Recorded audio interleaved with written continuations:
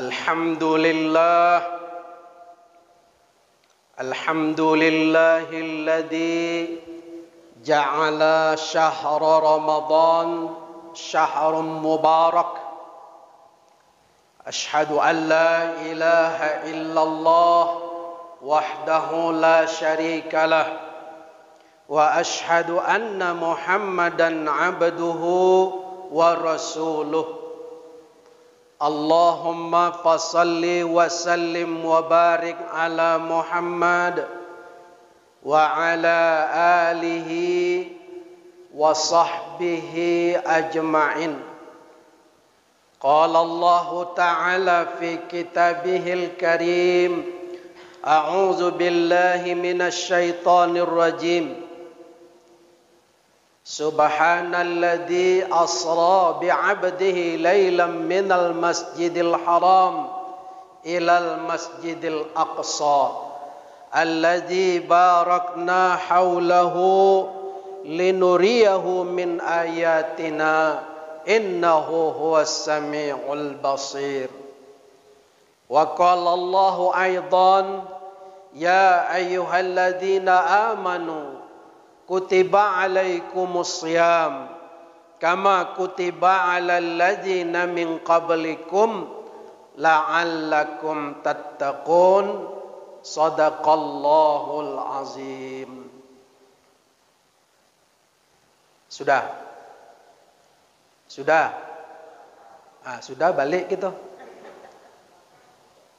Belum ada, baru pembukaan. Yang sama-sama kita hormati. Saya ini belum kenal mana yang pimpinan, mana yang anu nih. Mohon maaf.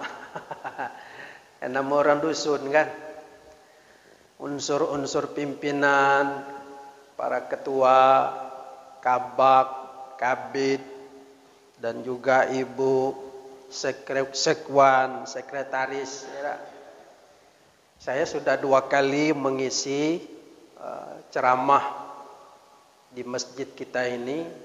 Tahun lalu Isra Mi'raj apa Maulid Nabi, lupa saya. Maulid. Alhamdulillah. Juga yang saya hormati bapak-bapak, ibu-ibu, jamaah sekalian yang dirahmati Allah, amin. Pada kesempatan ini,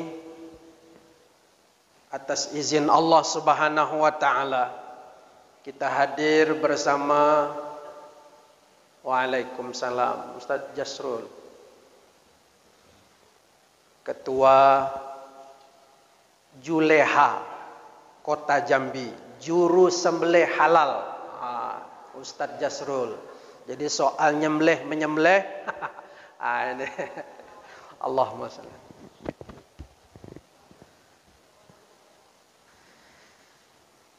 Bapak-bapak, ibu-ibu, hadirin sekalian, hari ini sudah tanggal 22 Sya'ban. Tinggal menghitung hari, kita akan memasuki bulan suci Ramadan. Betul? Lebih kurang sepekan lagi, insyaallah. Ada orang bilang, "Oh, ndak terasa yo. Bentar lagi lah nak masuk bulan puasa pula." Ndak terasa. Memang bapak-bapak, hidup ini kalau kita jalani dengan enjoy, tentu tidak akan terasa oleh kita.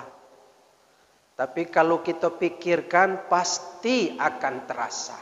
Betul tidak?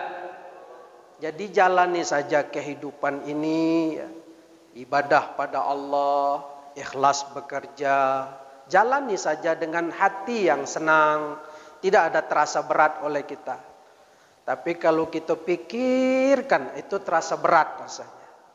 Maka dalam waktu setahun tidak terasa oleh kita, oh sebentar lagi masuk bulan Ramadan. Kenapa? Karena selama ini tidak kita pikirkan, tidak. Kita jalani. Jadi kita jalani saja. Jadi bicara soal waktu, tidak perlu kita pikirkan, kita jalani saja. Nah, jadi ibu-ibu yang punya ansuran,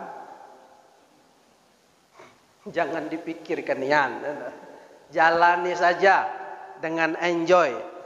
Nah, yang penting bayar, lambat laun habis, selesai. Itu jangan pikirkan ya. Ada. Gitu.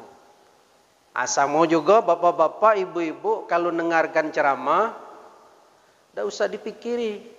Lamu tapu ustaz tuh, mau nak pergi nak rapat. Jangan pikirkan. Jalan saja, nikmati saja. Insya Allah saya ceramah tidak ada lama-lama. Yang kata ibu-ibu tuh ikan sepat, ikan gabus. Lebih cepat, lebih bagus. Ikan lele, ikan gabus. Dari betele-tele, ya cari yang bagus-bagus saja. Gitu. Saya tidak juga jawab pantun tu kan. Ikan mujair, ikan seluang. Kalau sudah cair, insya Allah aku pulang. Iya, lah. Jadi yang ada urusan, yang mau rapat, silahkan nanti izin saja, kita jalan saja. Jadi kita santai, samping santai, kita senang-senang, bahagia, kita masuk masjid harus senang-senang. Jangan susah-susah. Masuk masjid susah. Aku tengok orang balik Jumat susah lah bawa. Macam mana lah hidup. Jangan, harus senang-senang. Masuk masjid harus senang. Jangan dipikirkan ya. Enjoy saja. Nah, bapak-bapak hadirin sekalian yang dirahmati Allah, maka ada orang dengar ceramah, ada yang bilang, oh tidak terasa Ustaz itu ceramah. Itu dua tuh penyebabnya tuh. Yang pertama karena Ustaz itu ceramah enak. Ada juga yang kedua, tidak terasa karena dia tidur. Ya sudahlah. Baik Bapak Ibu hadirin yang dirahmati Allah Subhanahu wa taala. Menghadapi bulan suci Ramadan, tentu kita mempunyai persiapan-persiapan. Nah, di antara persiapan-persiapan itu dari bulan Rajab kita sudah diingatkan. Apa itu? Dengan doa Allahumma barik lana fi Rajab wa Sya'ban wa ballighna Ramadan. Jadi kita sudah diingatkan, ya Allah berikan keberkahan dalam bulan Rajab dan Sya'ban, sampaikanlah dalam bulan Ramadan. Kita sudah diingatkan, yaitu Isra Mi'raj itu mengingatkan kita. Nah, peristiwa Isra Mi'raj ini bapak-bapak, ibu-ibu, ya, dari Masjidil Haram ke Masjidil Aqsa, Nabi tidak langsung ke Masjidil Aqsa, tidak langsung naik ke langit, tapi Nabi mampir di beberapa tempat. Pertama, Nabi berangkat dari Mekah, ya, take off, terbang, kemudian mampir di Thayyibah namanya. Thayyibah itu adalah Madinah sekarang. Mampir di situ.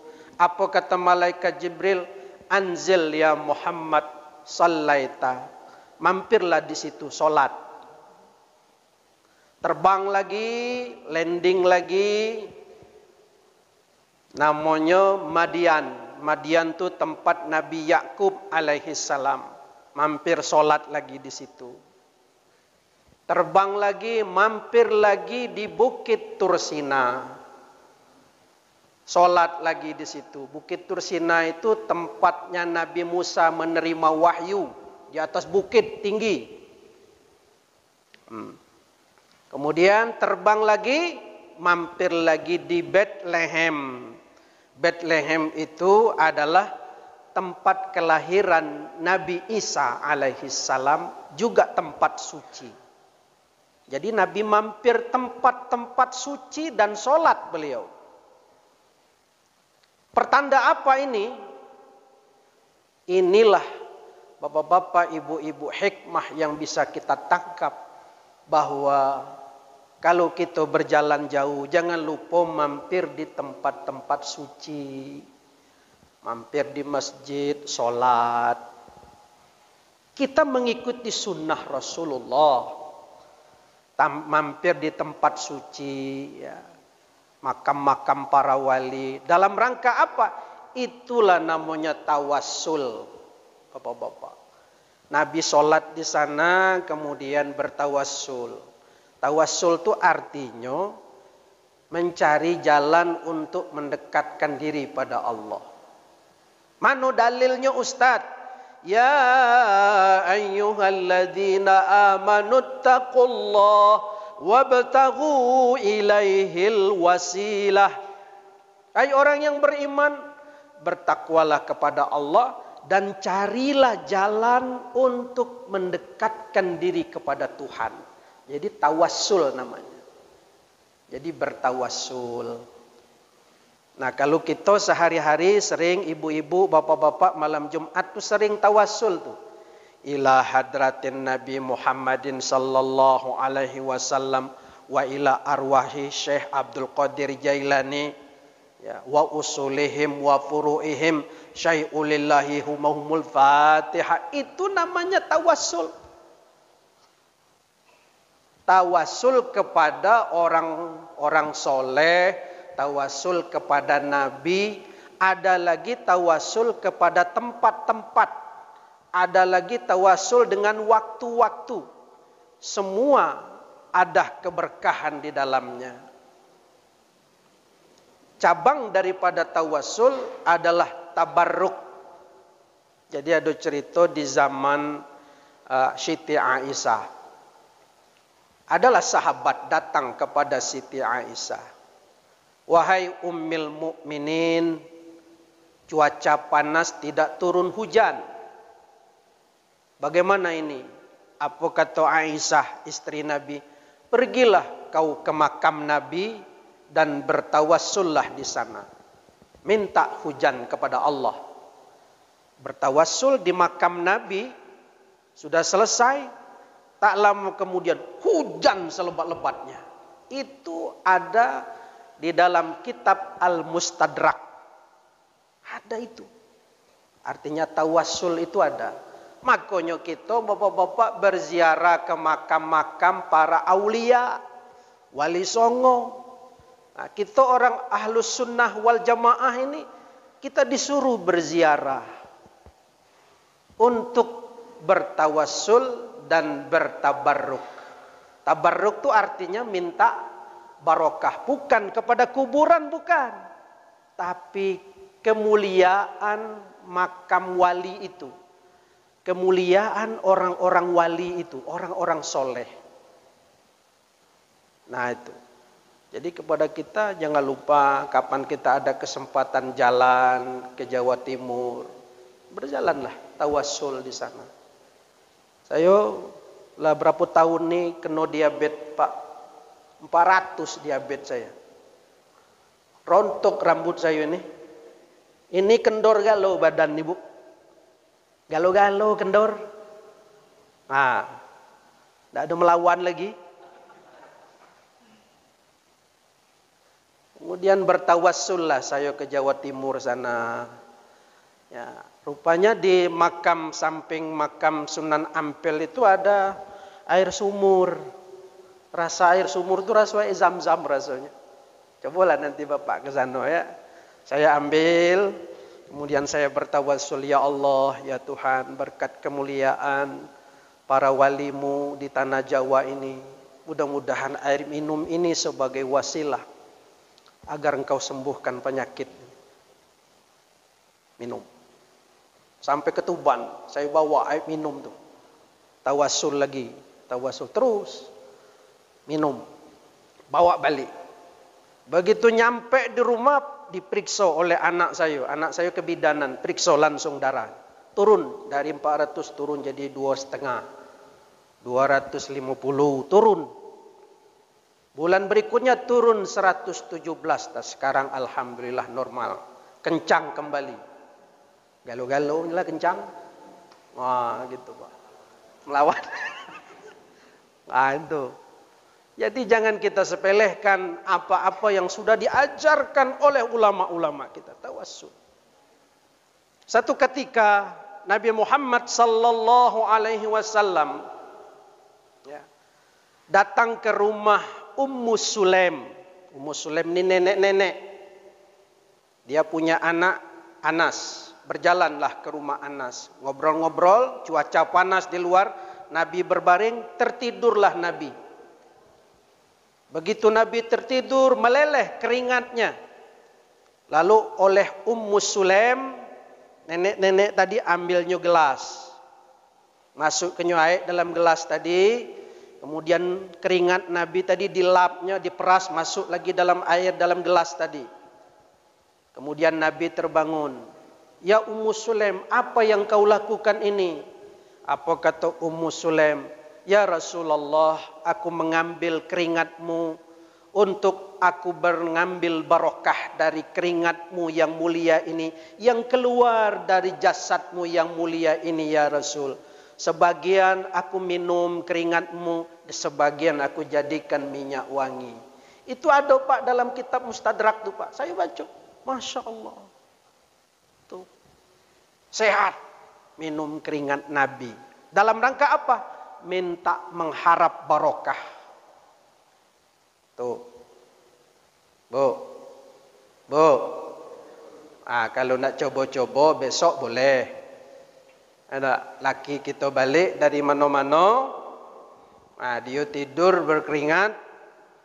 Ambil gelas isi air. Tampung keringatnya tu, bawa keleknya tu. Minum, insya Allah mencret.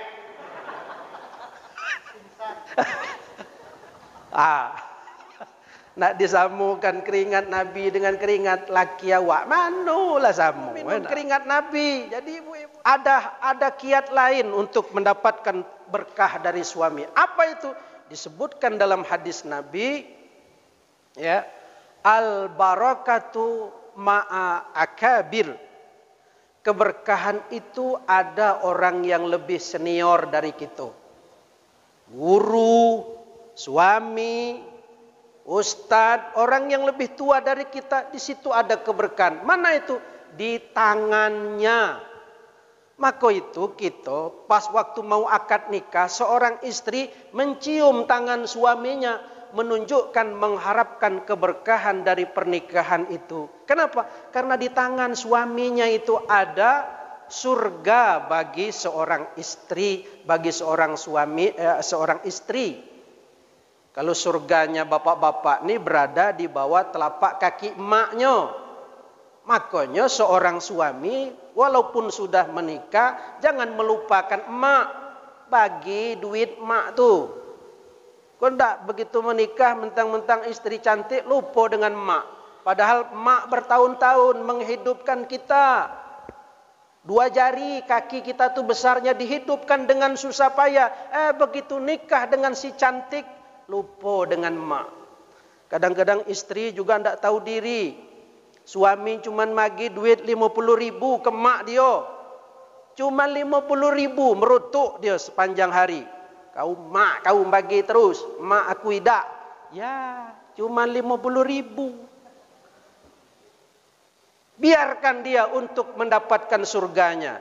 Nah, bagi seorang istri, surganya di mana? Di tangan suaminya. Maka itu kalau ibu nak menjalankan ibadah puasa harus seizin suami. Ya Bu ya, begitu.